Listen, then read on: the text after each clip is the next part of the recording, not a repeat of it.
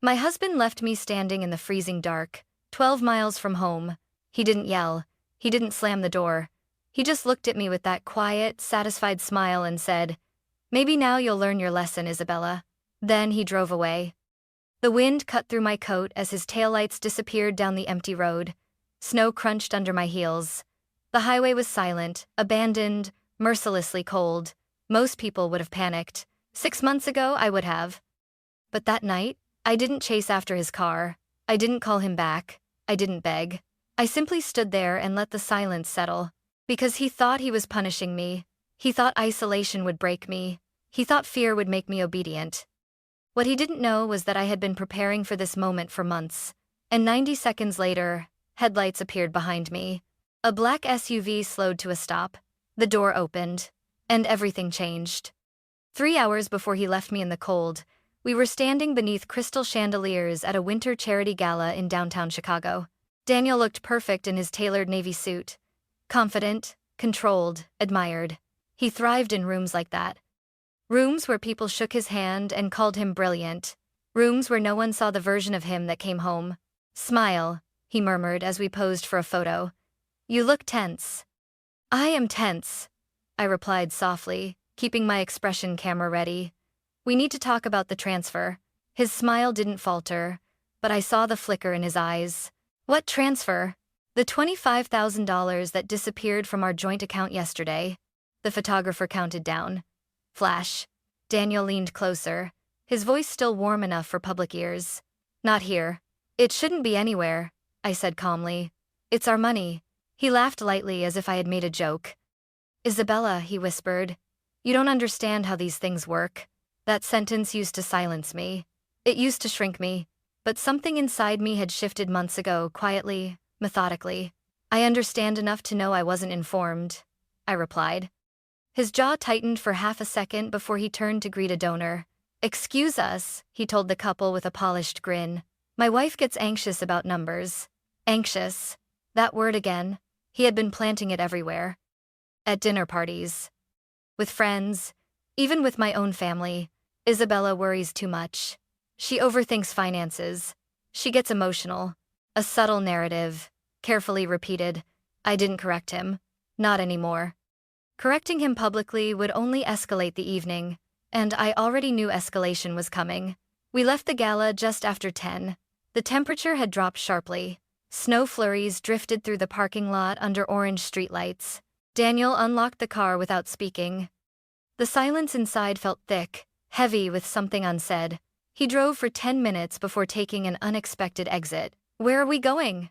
I asked evenly. "You need perspective," he replied.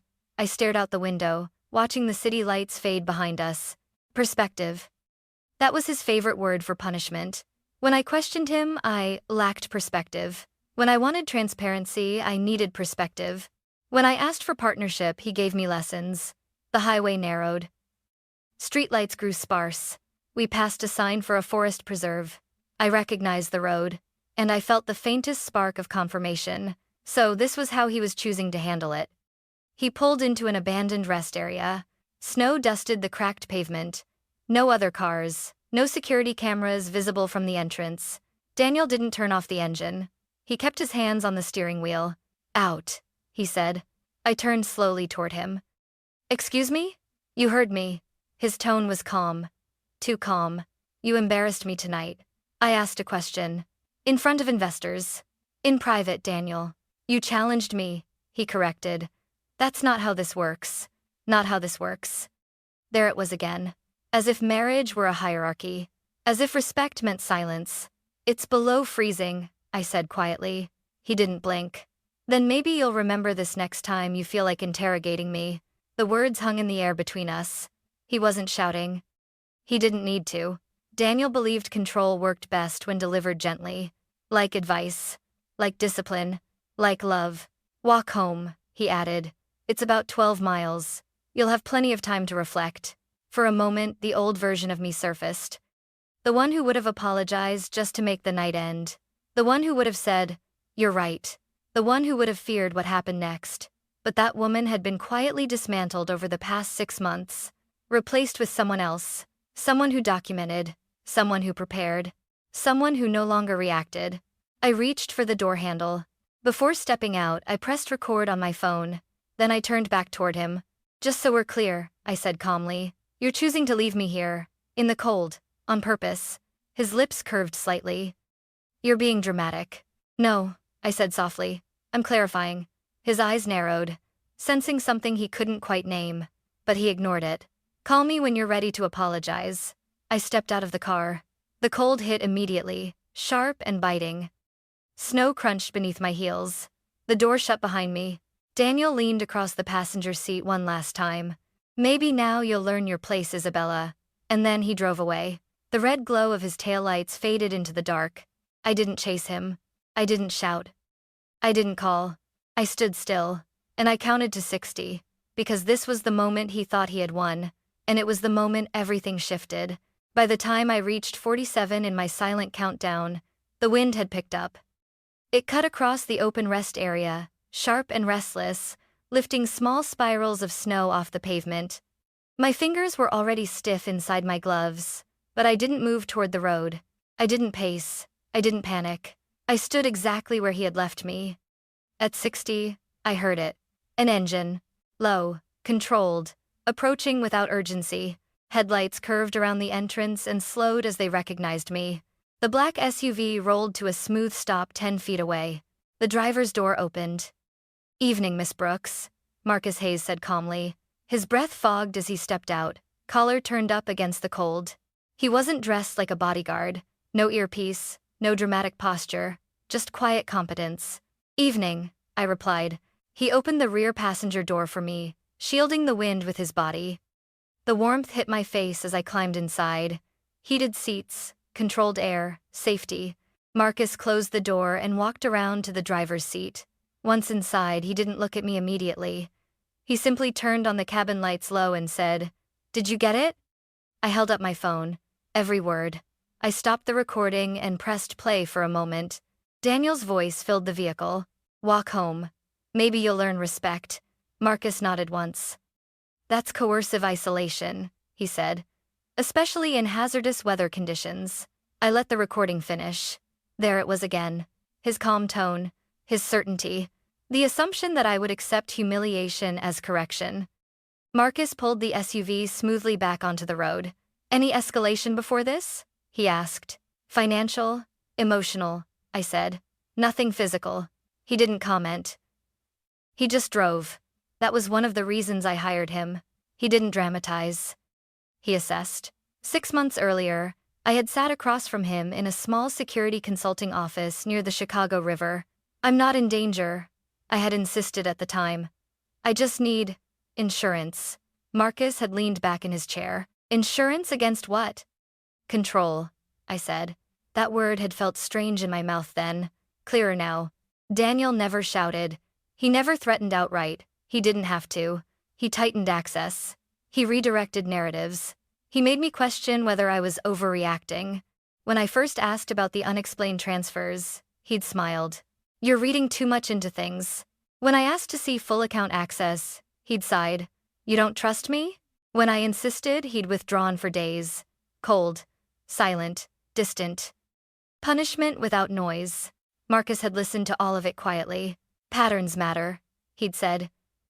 "Documentation matters more." So, we began documenting. Not to trap him, not to destroy him, to protect me. The SUV merged onto the highway, heading back toward the city. Snow fell heavier now. Marcus glanced at me in the rearview mirror. "He thinks you'll call," he said. "I won't." "Good." I unlocked my phone. 3 missed calls already. 1 voicemail. I didn't open it. Instead, I sent a single text to Laura Bennett, my forensic accountant. It happened. Recording secured. She responded almost instantly. "Understood. Transfers flagged this morning. He's trying to move assets." Of course he was. Daniel didn't punish impulsively. He punished strategically. Leaving me in the cold wasn't just about ego. It was about intimidation. A reminder of dependency. A signal that he controlled environment, money, mobility. What he didn't know was that the environment had changed. And so had I. "Where to?" Marcus asked. "The Lakeshore Grand," I said. He nodded. We had already prepared the room. Reserved under my maiden name, Isabella Carter. Paid through an account Daniel had no visibility into. He used to mock my caution. "Why do you keep separate savings?" he once asked. "Because it's responsible," I answered. He laughed then. Now that separate account was the reason I wasn't stranded. When we pulled into the covered hotel entrance, I didn't rush inside.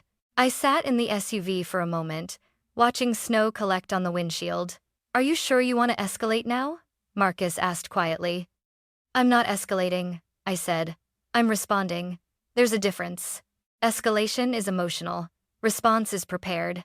I stepped out of the SUV and into the hotel's bright lobby. The warmth felt almost disorienting after the cold. The front desk clerk looked up immediately. "Oh my God, are you all right?" "I'm fine," I said gently. "My car broke down. I walked a bit farther than I should have. It wasn't entirely false. And it would be documented." "Let me get you a towel," she insisted. As she wrapped it around my shoulders, I could feel the shift. Witnesses matter. Paper trails matter. Every moment Daniel believed he was controlling the narrative. Another record was quietly forming. Marcus lingered in the background, never intruding. Just present. Protection doesn't always look like confrontation. Sometimes it looks like someone standing nearby, ensuring you're never truly alone. As I took the room key and walked toward the elevator, my phone buzzed again. "Daniel." I let it ring. Then another call. And another. The first voicemail notification appeared. I stepped into the elevator. The doors closed. For the first time that night, I allowed myself to exhale fully. He thought he had isolated me, but isolation only works when someone has nowhere to go. And tonight, I had somewhere to go. More importantly, I had somewhere to stand. Number asterisk asterisk. Part 3. The paper trail asterisk asterisk. Room 1824, overlooked the frozen edge of Lake Michigan. The city lights shimmered against the snow, distant and indifferent. I locked the door behind me, slid the security latch into place, and leaned back against it for a moment. Silence. Not the suffocating silence of our house when Daniel was displeased. Not the heavy silence that demanded apology. This was neutral. Safe. I placed my phone on the desk and finally opened his voicemail. "Isabella," Daniel's voice began, clipped but controlled. "I assume you've had enough time to reflect. Call me when you're ready to stop being dramatic." The message ended. No concern. No, "Are you safe?" Just correction. I saved it. Documentation matters. My phone buzzed again. "Laura." I answered immediately. "He's moving quickly," she said without greeting.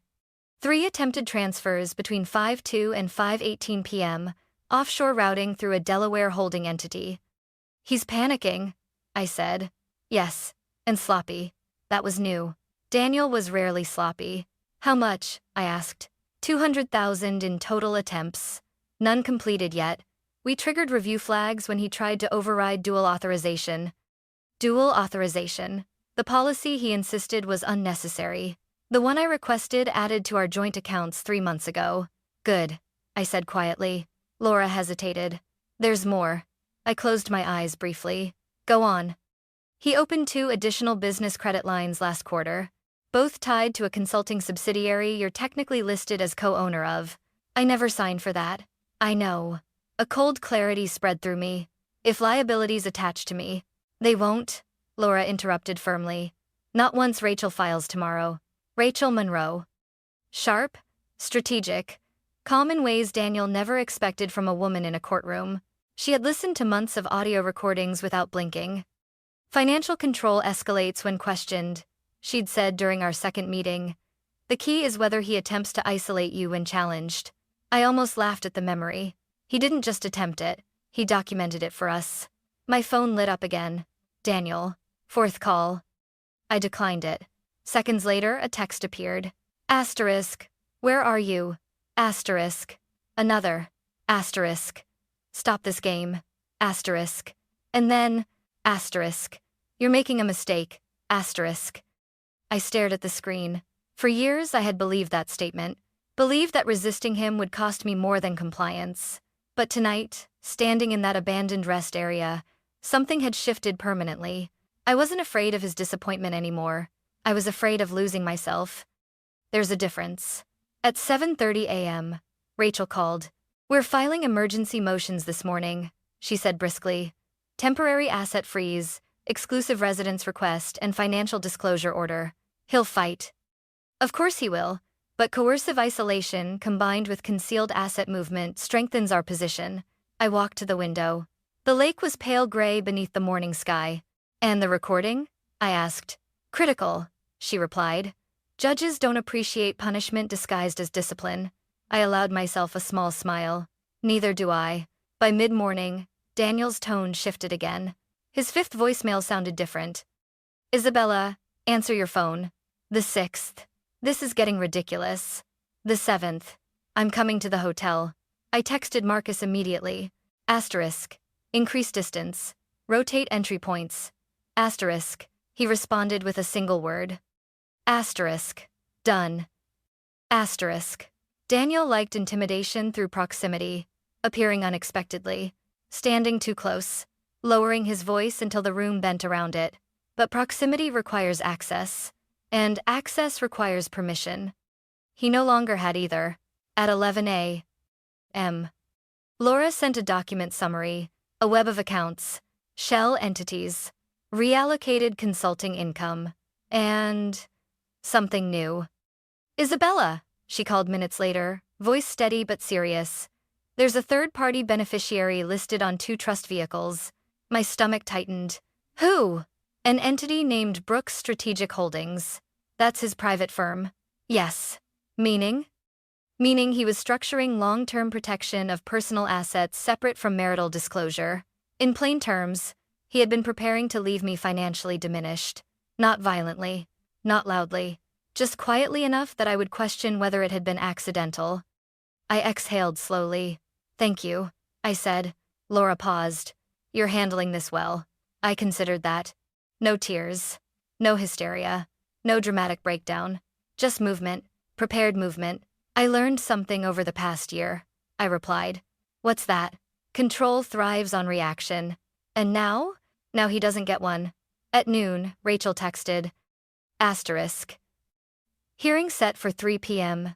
Asterisk. Faster than expected." I opened my suitcase, the one I had packed 2 weeks ago, just in case. Inside were copies of bank statements, audio logs, dates, notes. Not because I wanted to destroy Daniel, but because I needed to protect myself from becoming invisible. The scariest part of coercion isn't shouting. It's erosion. The slow rewriting of reality until you doubt your own perception. Until "are you sure?" becomes a weapon. Until "you're overreacting" becomes law. Daniel thought leaving me in the cold would break me back into compliance.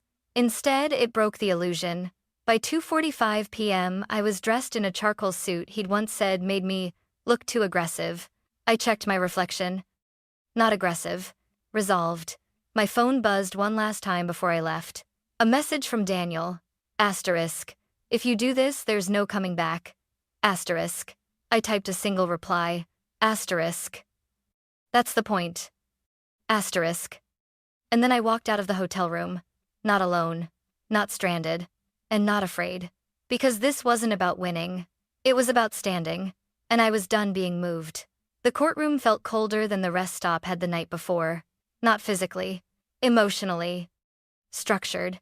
Unforgiving. Rachel walked beside me. Her briefcase balanced against her hip, posture straight and deliberate. Marcus remained a few steps behind, not as visible security, just presence. Insurance. Daniel was already there when we entered. He stood near the defense table, whispering to his attorney, Michael Turner, a polished man with silver hair and a reputation for aggressive negotiation. Daniel looked tired. Not defeated. Just irritated. When his eyes met mine, surprise flickered for half a second, then irritation sharpened into something colder. "You're really doing this?"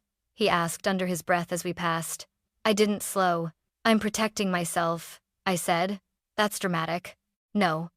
What he did was dramatic. What I was doing was procedural. Judge Patricia Collins entered promptly at 3. "All rise." We stood. She reviewed the filings in front of her with calm efficiency. "This is an emergency motion regarding marital assets and allegations of coercive conduct," she said evenly. "Counsel?" Rachel stepped forward. "Your Honor, Last night my client was intentionally left in freezing conditions 12 miles from home after questioning unexplained financial transfers. We have audio documentation. Daniel's attorney stood immediately. Objection. This is a marital disagreement, not grounds for. Sit down, Mr. Turner. Judge Collins said mildly. I'll determine that. She turned back to Rachel. Play the recording. Rachel connected her phone to the courtroom speaker system. The room filled with Daniel's voice. Walk home. Maybe you'll learn respect. Silence followed. Not dramatic silence. Legal silence. Measured. Judge Collins looked directly at Daniel. Did you leave your wife in those conditions? Daniel shifted. She's misrepresenting context. Yes or no, Mr. Brooks? A beat. Yes. And did you intend for her to walk home?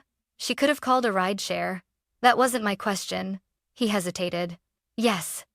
Judge Collins made a small notation on the page before her. Daniel's jaw tightened. He was used to controlling rooms. This one did not bend. Rachel continued smoothly. In addition to the audio evidence, forensic accounting indicates multiple undisclosed accounts and attempted transfers totaling $200,000 within the last 24 hours. Daniel's attorney stood again. These are business reallocations. From joint marital assets, Rachel countered calmly. Laura, seated behind us, passed forward a neatly organized binder. Judge Collins flipped through pages methodically. Mr. Brooks, she said finally, why were these accounts not disclosed in standard marital financial documentation? They're consulting structures, Daniel replied sharply. She wouldn't understand. The sentence hung there. Rachel didn't interrupt. Judge Collins raised one eyebrow. She doesn't need to understand them, the judge said evenly. She needs to be informed of them. The difference was surgical. Daniel looked like he wanted to argue further. Instead, he folded his hands tightly on the table. Rachel delivered the final piece with precision. Your Honor, we are requesting a temporary freeze of marital assets pending full disclosure, exclusive residence access for my client, and a financial injunction preventing further transfers without court approval. Daniel leaned toward his attorney urgently. Michael Turner stood. This is excessive. There is no evidence of physical danger, no evidence of violence. Rachel didn't flinch. We are not alleging violence. We are alleging coercive financial isolation and deliberate endangerment through abandonment in hazardous weather conditions. The room was still again. Judge Collins closed the file. I am granting the temporary asset freeze effective immediately. All joint accounts are restricted pending disclosure review. Mrs. Brooks is granted temporary exclusive access to the marital residence. Mr. Brooks is ordered to provide full financial documentation within 10 business days. Daniel stiffened. You can't be serious. Judge Collins looked at him calmly. Mr. Brooks, you chose to escalate a financial disagreement into a coercive act. The court is choosing to stabilize the situation. Stabilize. Such a neutral word. Such a powerful outcome. As the hearing adjourned, Daniel turned toward me, voice low but strained. You've embarrassed me. I held his gaze. You embarrassed yourself. His mask cracked slightly. You think you're independent now? I think I'm documented. That landed harder than anger would have. Because documentation is evidence. And evidence doesn't argue. Outside the courthouse, snow fell softly across the steps. Reporters weren't there. No spectacle. Just the quiet machinery of legal consequence. Marcus stepped closer. Phase 2? He asked quietly. Yes, I said. Laura approached next. He attempted another transfer mid-hearing. Blocked automatically. I exhaled slowly. The pattern was clear now. When confronted, Daniel tightened control. When blocked, he escalated. But escalation requires leverage. And leverage dissolves under transparency. I looked back at the courthouse doors. Daniel exited moments later, speaking sharply into his phone. For the first time in years, he looked uncertain. Not angry. Uncertain. He had believed control was dominance. He had mistaken silence for weakness. He had assumed I would protect his reputation at the cost of my own stability. Instead, I protected myself. The cold from the night before no longer lingered in my bones. Because warmth doesn't come from environment. It comes from autonomy. And for the first time in a long time, I felt steady. The first week after the hearing was quiet. Too quiet. Daniel didn't call me. He didn't text. He didn't show up unexpectedly at the house. Silence from him had always meant one thing. He was calculating. I returned to the house 3 days later with Rachel and a court order in hand. Marcus waited in the driveway while we entered. The house looked exactly the same. Polished floors, neutral decor, framed charity photos on the wall. The illusion of stability. Rachel handed me a copy of the asset freeze documentation. He has 10 days to disclose everything, she reminded me. If he conceals additional accounts, penalties increase. He won't admit easily, I said. He won't need to, she replied. Paper does that for him. I walked into Daniel's home office. The space smelled faintly of his cologne and leather-bound books. His desk drawers were locked. Rachel held up the court order. Open access authorized. Marcus stepped in, careful, methodical. No smashing, no force, just lawful entry.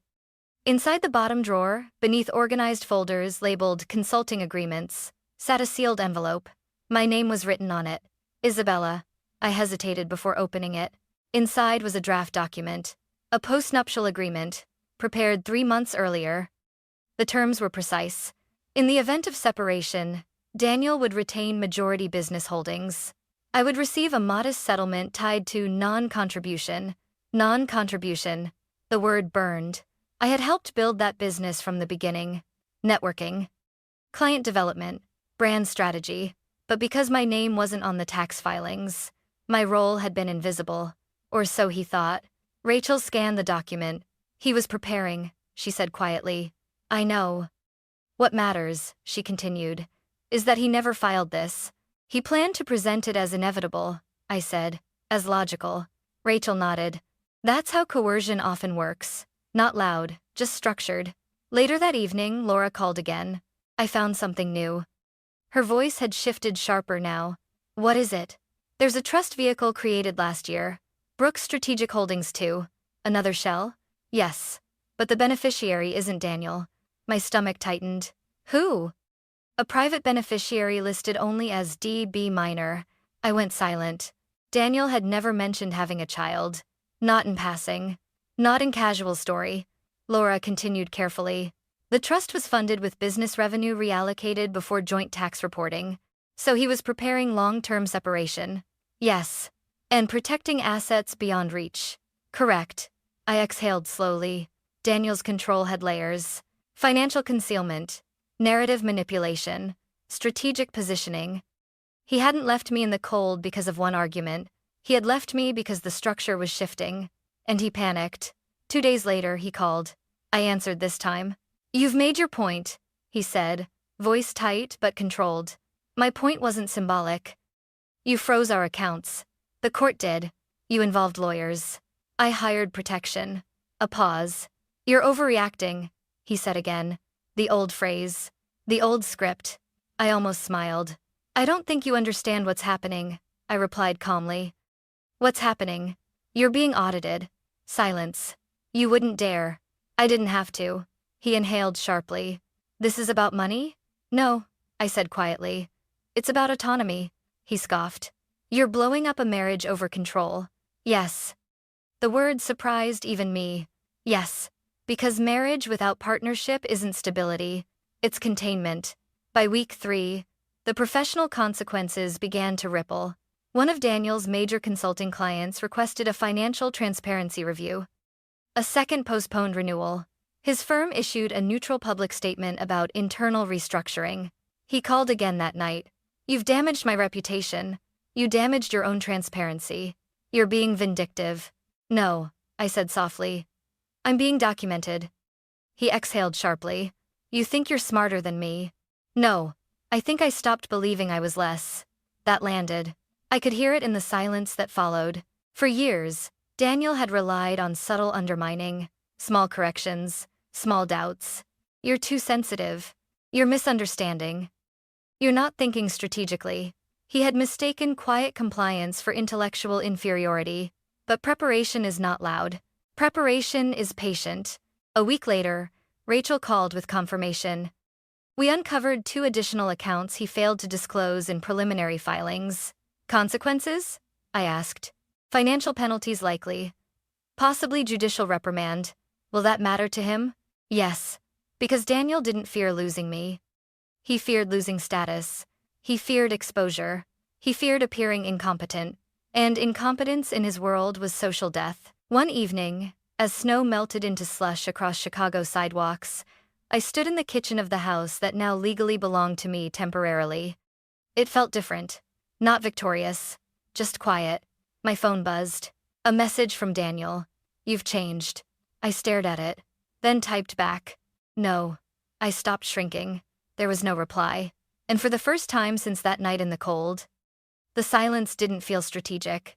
It felt like retreat. Because control collapses when transparency enters the room, and Daniel's entire structure, financial, emotional, narrative, was built on opacity. He had thought isolation would weaken me. Instead, it clarified me. And clarity is dangerous to someone who survives on distortion. The unraveling wasn't dramatic. No shouting matches. No public scandal. Just numbers tightening. Documents surfacing. Authority stepping in. Paper tells the truth. And Daniel was finally running out of it. The formal financial review began quietly. No headlines. No dramatic accusations. Just a scheduled compliance audit triggered by irregular disclosures. Daniel hated audits. They implied scrutiny. Scrutiny implied doubt. And doubt threatened image. 2 weeks after the court hearing, he requested a private conversation. Not at the house. Not in public. A neutral conference room at his office building. Rachel advised against going alone. Marcus waited downstairs in the lobby while I stepped into the glass-walled room overlooking the Chicago skyline. Daniel was already there. He looked composed but thinner somehow, sharper around the edges. "You've turned this into a circus," he said immediately. "There are no cameras here," I replied calmly. "That's not what I meant." He paced once, then stopped. "You froze liquidity. Clients are asking questions. Clients should ask questions. That's not how business works. It is now." He exhaled through his nose. "You embarrassed me in court." "No," I said. "You embarrassed yourself when you said yes." His jaw tightened. "That recording was manipulative. You left me 12 miles from home. You could have called someone." I did. The weight of that sentence settled between us. For a moment, something flickered in his expression. Not guilt. Not remorse. Calculation. "You planned this," he said slowly. "I prepared. I corrected. You set me up. I documented what you chose to do. There was a difference. A critical one." He sat down across from me. "You've always exaggerated," he said quietly. "You make things bigger than they are." That was his strategy. Minimize. Normalize. Redirect. "It wasn't about the walk," I said evenly. "It was about the message. You're reading intent. You told me to learn my place. That's not what I meant." "Then clarify it." Silence. He couldn't, because clarification would require accountability. And accountability dismantles control. Later that afternoon, Rachel called. The compliance audit uncovered discrepancies in reported consulting income. "How serious?" I asked. "Serious enough that regulatory oversight has expanded the scope." "Meaning?" "Meaning he's now under formal review for misrepresentation." I closed my eyes for a moment. This wasn't revenge. This was consequence. Daniel had built his confidence on the assumption that I would never force transparency. He had underestimated two things: the legal system, my threshold. 3 days later, his attorney contacted Rachel. They wanted settlement negotiations. Fast. Daniel's tone on the phone that evening was different. Less sharp. More urgent. "You've made your point," he said. "Let's end this quietly." Quietly. That word again. Quiet is where control lives. Quiet is where narratives get rewritten. Quiet is where I had almost disappeared. "No," I said. "Isabella, think strategically." "I am. If this escalates, I lose contracts." "You already did. And you think that helps you?" "I think integrity helps me." He scoffed. "You've always been naive." "No," I said. "I've always been patient." That silence that followed was heavier than any argument we'd ever had. Because patience is invisible until it activates. And mine just had. The final compliance findings arrived 2 weeks later. Daniel had underreported revenue allocations. Not criminally charged. Not publicly disgraced. But formally reprimanded. Financial penalties imposed. Mandatory disclosure monitoring for 3 years. His firm lost 2 more clients. And something else shifted. His confidence. He called one last time before mediation. You destroyed everything we built. I looked around the living room. The same neutral walls. The same polished floors. The difference was internal. No, I said quietly. I stopped protecting something that was destroying me. You're dramatic. I'm documented.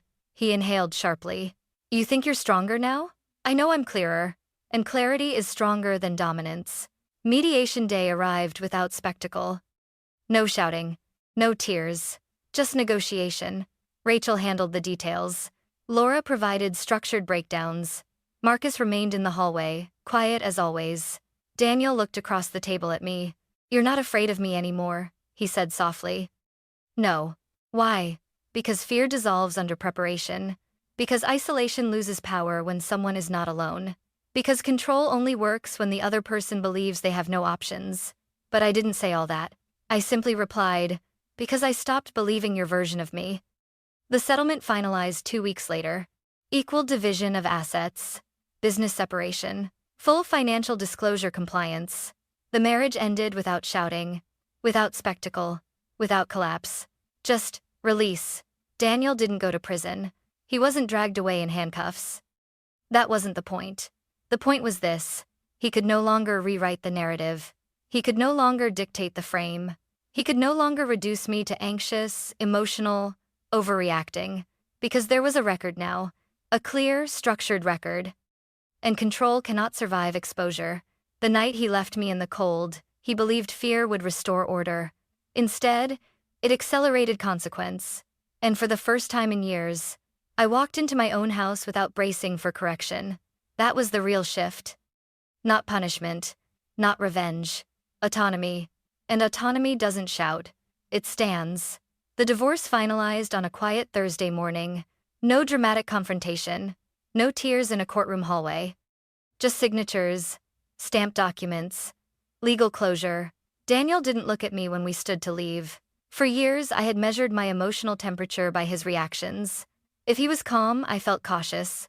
If he was irritated, I felt defensive. If he was distant, I felt anxious. That morning, I felt neutral. And neutrality is freedom. I returned to the house alone. Technically, it would be sold within 90 days per settlement terms. But for now, it was quiet in a different way. Not tense. Not waiting. Just still. I walked through each room slowly. The kitchen where I once second-guessed every expense. The dining room where I rehearsed answers before speaking. The hallway where I once stood outside his office debating whether asking a question was worth it. Control doesn't announce itself loudly. It conditions. It teaches you to pre-edit yourself, to soften your tone, to minimize your needs, to doubt your instincts. I had done all of that. And I didn't blame myself anymore. That was the final step. A week later, Laura and I met for coffee. You know, she said thoughtfully, most cases like yours don't escalate because the spouse backs down. I almost did, I admitted. She nodded. Why didn't you? I thought about that. It wasn't anger. It wasn't revenge. It was exhaustion. Exhaustion from negotiating my own worth inside a marriage that framed equality as disrespect. I realized something the night he left me in the cold, I said slowly. He wasn't punishing behavior. He was reinforcing hierarchy. Laura smiled faintly. And you refused the hierarchy. Yes. Marcus stopped by the house the following afternoon. No suit jacket. No professional distance. Just quiet presence. You all right? He asked. I am. He leaned against the kitchen counter. You know, most people think protection is physical. And it isn't? I asked. It's preparation. That word again. Preparation. The emergency savings account. The consultation with Rachel.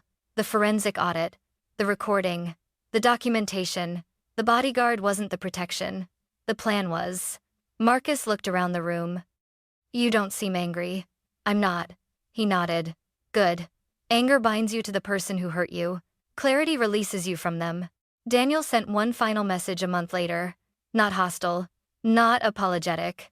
Just brief. You've changed. I stared at it for a long moment. Then I typed. No. I stopped negotiating my reality. He didn't respond. And I didn't need him to. I sold the house in early spring.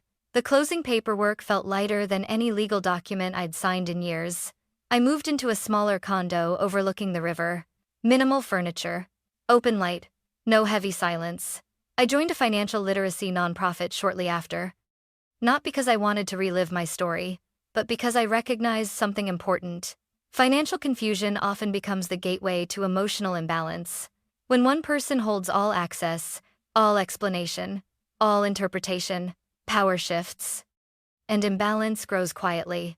I began volunteering once a week, helping women understand joint accounts, credit reports, asset transparency. No dramatic speeches, just information. Information is stabilizing. One evening after a workshop, a woman approached me. "My husband says I don't understand finances," she said softly, "that I overreact." The phrase hit me like an echo. "What do you believe?" I asked her. She hesitated. "I don't know anymore." That uncertainty was familiar. I smiled gently. "Then we start with facts. Facts don't gaslight. Facts don't belittle. Facts don't withdraw affection. They clarify. And clarity rebuilds self-trust." The night Daniel left me in the cold wasn't the worst thing he had ever done. It was simply the clearest. Clear enough that I could no longer pretend I didn't see it. He thought isolation would shrink me. Instead, it revealed me. Revealed my limits. Revealed my preparation. Revealed that I had already begun stepping away long before his car disappeared down that dark road. And that was the quiet truth. By the time he left me standing in the cold, I was already walking out. The first snowfall of the following winter caught me off guard. I was walking along the river after a late meeting at the nonprofit when the air shifted sharp, familiar, metallic with cold. For a moment, I was back there. That empty rest stop. The silence. The red glow of taillights fading into the dark. But the memory didn't sting. It clarified. Because I finally understood something that night had taught me. Daniel believed power meant control. He believed authority meant silence. He believed marriage meant hierarchy. And when that hierarchy felt threatened, he escalated not violently, not theatrically, but strategically. He thought the cold would humble me. What it actually did was reveal the imbalance. It forced me to ask one question I had avoided for years. If someone can remove your sense of safety with a single decision, was it ever really safe? 6 months after the divorce finalized, I received a short email from one of Daniel's former business partners. Nothing scandalous. Nothing dramatic. Just confirmation that his firm had downsized, restructured, lost momentum. Control without transparency erodes over time. It always does. But that wasn't the victory. The victory wasn't his contraction. It was my expansion. The legal clinic where I volunteered expanded its services that spring. Financial transparency workshops, consultations about joint account access, education about coercive financial behavior, not because every marriage is toxic, but because ignorance creates vulnerability, and vulnerability, when exploited, becomes control. One evening after a workshop, a woman lingered near the doorway. She was in her early 40s, calm, well-dressed, intelligent. "My husband says I'm too sensitive about money," she said quietly. "That I should just trust him." I didn't flinch at the familiarity of that sentence. "Do you have access to your accounts?" I asked. She hesitated. "Not directly." "Do you understand the investments in your name?" "No." "Do you feel informed?" Another pause. "No." I nodded gently. "Then this isn't about sensitivity. It's about visibility." Her shoulders lowered slightly, as if something had been given back to her. Language matters. Control thrives in vagueness. Clarity dismantles it. Sometimes people ask me about the Bodyguard.